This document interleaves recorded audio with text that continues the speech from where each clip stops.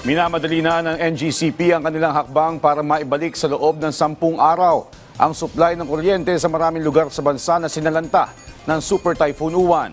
Si Harley Valbuena sa detalye. Kinumpirma ng National Grid Corporation of the Philippines na marami sa kanilang istruktura at power transmission lines ang napinsala sa pananalasa ng Super Typhoon Uwan.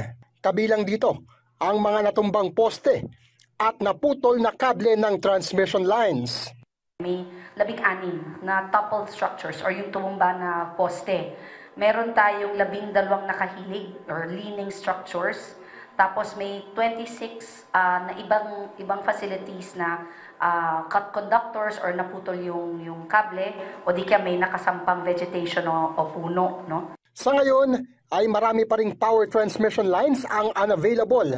Pero meron na ring mga na-restore o naisaayos na.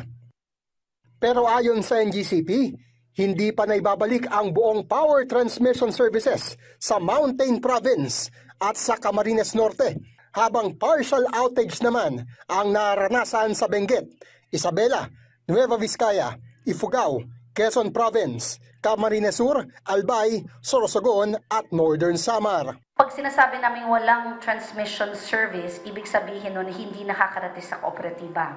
Pag sinasabi namin partial, hindi ibig sabihin nun na may kuryente na yung ibang lugar kasi posibleng may lugar na may transmission service pero hindi pa handa ang kooperatiba. No? Kaugnay dito, nagbigay na ang Department of Energy ng 10 araw na palugit sa NGCP para ma-restore o maibalik ang lahat ng nasira at naantalang power transmission services.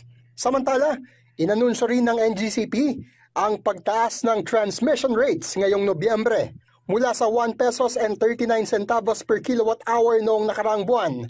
Tataas ito sa 1 pesos and 51 centavos o katumbas ng 7.91% increase. Ang isang customer na kumukonsumo ng 200 kilowatt hour na kuryente kada buwan ay magkakaroon ng 302 pesos na average transmission rate sa kanilang bill. The increase in rates generally is due to by the ancillary service reserve. The increase is due to the high prices on the reserve market. Harley Valbuena para sa Pambansang TV sa Bagong Pilipinas.